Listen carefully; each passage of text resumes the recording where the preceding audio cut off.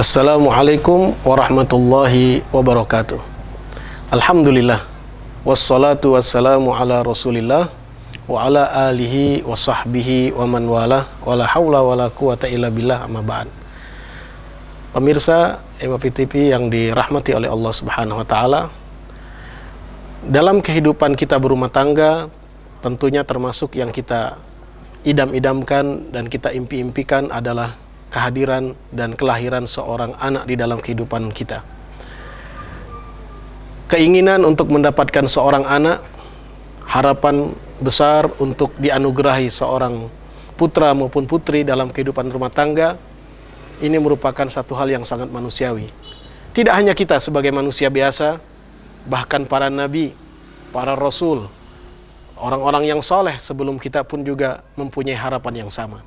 Kita lihat bagaimana Nabi Ibrahim alaihi salatu wassalam yang bertahun-tahun kehidupan rumah tangganya tidak mendapatkan keturunan, selalu bermunajat kepada Allah, berdoa kepada Allah agar diberikan keturunan.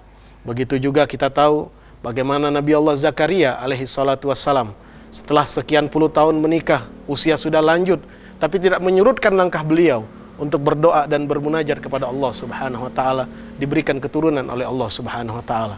Dan alhamdulillah, berkat rahmat dari Allah, doa-doa para nabi dan para rasul ini kemudian diijabah oleh Allah Subhanahu wa taala. Nabi Ibrahim dianugerahi putra yang bernama Nabi Ismail dan juga Nabi Ishak. Begitu juga Nabi Allah Zakaria alaihi salatu wassalam mendapatkan seorang anak yang pun juga menjadi seorang nabi dan rasul. Inilah harapan dan juga keinginan yang ada di hati setiap suami ataupun istri, seorang ayah ataupun ibu untuk mendapatkan anugerah anak dalam kehidupan rumah tangganya. Namun yang perlu kita garis bawahi, pemirsa sekalian, bahwa kehadiran seorang anak di dalam kehidupan rumah tangga tidak hanya sebagai anugerah, tapi ia juga merupakan amanah dari Allah Subhanahu wa taala.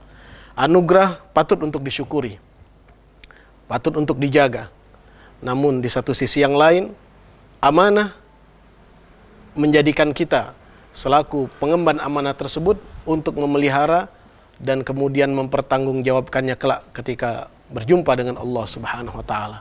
Ini yang kemudian banyak orang tua di akhir zaman ini tidak memahami dan mengerti tentang anugerah yang sekaligus amanah dari Allah Subhanahu wa taala. Sehingga kita lihat kehadiran seorang anak disambut dengan sukacita. Begitu luar biasa respon yang ada pada seorang ayah, pada seorang ibu ketika mendapatkan seorang anak.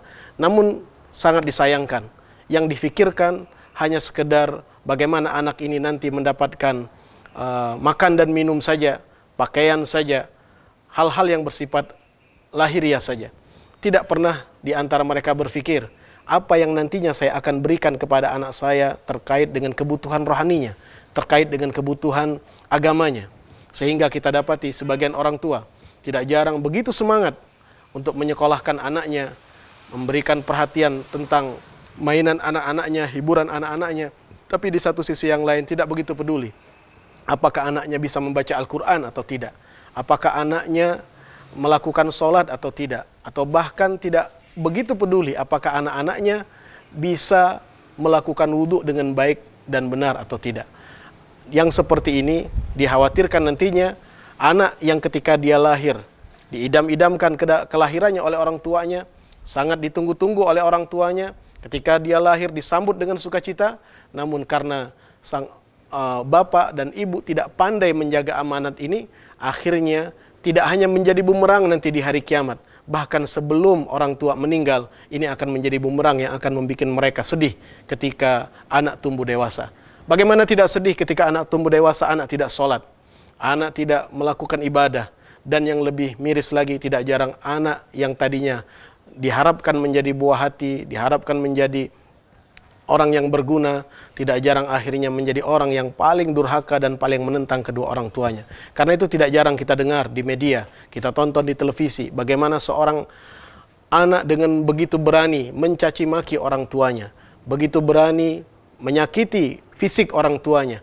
Bahkan yang sering kita dengar, tidak jarang kadang-kadang seorang anak menyudutkan orang tuanya dengan menuntutnya di pengadilan. Dan yang lebih miris lagi, memprihatinkan lagi, kita sering dengarkan kasus bagaimana seorang anak berani membunuh ayah dan ibunya. Na'udzubillah min dzalik.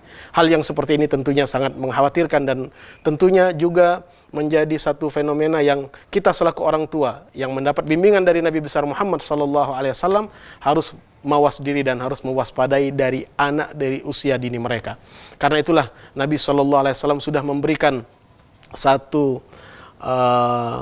peringatan agar kita betul-betul waspada. Dalam sebuah hadisnya beliau menyatakan, sayati alan nas, akan tiba satu masa, kata Rasul sallallahu alaihi wasallam, la an yurabbiyar rajulu, seseorang memelihara anak anjing, la an yurabbiyar rajulu jarwan min kalbihi khairun lahu min an yurabbiya waladan min sulbihi, atau kama qala salawatullah wassalamuhu alaihi.